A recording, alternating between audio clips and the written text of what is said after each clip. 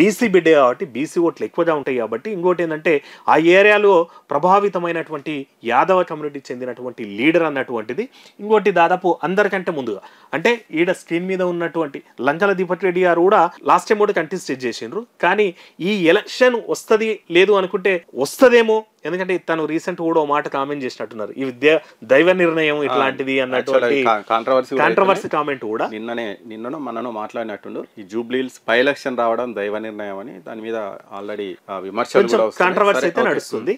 So అట్లాంటి పరిస్థితుల్లో Congress party అంటే తనకి ఆ ఫహీం ఖురేషి అనేటువంటి సీఎం సన్నిహితులు ఫహీం ఖురేషి కూడా మద్దతు ఉందన్నటువంటిది ఆ నేపథ్యంలోనే దీనికోసమే అజారుద్దీన్ పక్కకు జరిపినరు అన్నటువంటి ప్రచారం కూడా ఎంఐఎం కూడా ఓవైసీ గారు కూడా అవుట్ రైట్ గా నవీన్ యాదవ్, ఎందుకంటే తన పార్టీ నుంచి వచ్చినటువంటి నేతనే ఈరోజు కాంగ్రెస్ పార్టీలో ఉన్నటువంటి నేత. ఇట్లా కాంగ్రెస్ పార్టీ గెలిచినా సరే లేదంటే నవీన్ యాదవ్ గెలిచినా సరే ఎంఐఎం గెలిచినట్టే అన్న ఫీల్ లో ఓవైసీ గారు ఉన్నారు. ఓవైసీ గారు కూడా స్ట్రాంగ్ గా నవీన్ యాదవ్ కే టికెట్ ఇవ్వాలని కూడా బలంగా చెప్పిండ్రు అన్నటువంటి నేపథ్యంలోనే ఆయనకి టికెట్ ఇచ్చిండ్రు అన్నటువంటిది అయితే నడుస్తుంది.